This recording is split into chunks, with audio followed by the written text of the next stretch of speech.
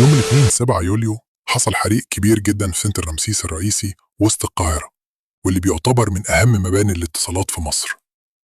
الحريقة بدأت في الدور السابع بسبب ماس كهربائي، وامتدت بسرعة لأدوار تانية، وده خلى الدخان يملأ المكان والناس تخرج تجري. متنساش تشترك في القناة وتفعل الجرس علشان توصلك الحلقات أول بأول.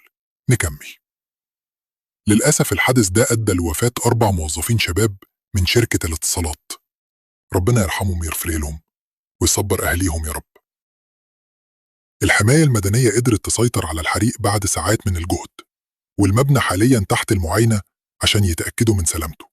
بالنسبة للخدمات، حصل فعلا تأثير كبير على الإنترنت والاتصالات وقت الحادث، وسرعة النت قلت في مناطق كتير، وفي خدمات زي انستا باي وفوري واتصالات مصر حصل فيها بطء شديد. بس الوزارة قالت إنهم اشتغلوا على نقل الخدمات لسنترالات بديلة، وفعلا بدأت ترجع تدريجيا بعد ساعات، وفي أغلب المناطق الوضع اتحسن تاني يوم. يعني لو حسيت إن النت كان واقع أو التطبيقات مش شغالة، فده كان بسبب السنترال ده اللي حصل فيه الحريق.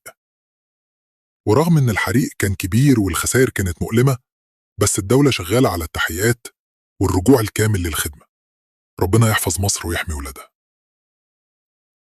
نسيت، لو انت مهتم بالأسرار والغموض والحاجات اللي بتحصل ومحدش بيلاقي لها تفسير، من الحروب البيولوجية والفيروسات لحد سلاح هارب والتحكم في المناخ، يبقى لازم تاخد لك لفة عندنا في قناة هاروت إكس. هتلاقي اللي يخضك واللي يخليك تفكر مليون مرة. اعمل اشتراك وفعل الجرس وسيب الباقي علينا. سلام.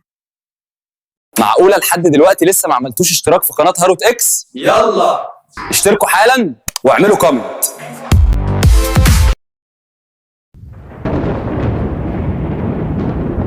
ما تنساش بقى يا نجم النجوم تعمل السبسكرايب وتعمل التعليق وتعمل اللايك الجميل. وانت يا نجمة نجوم الكوكب ما تنسانيش برضو عشان الحلقة الجاية ان شاء الله توصلكم بسرعة وهتبقى ضرب نار ان شاء الله. انتظرونا في الحلقات القادمة. سلام.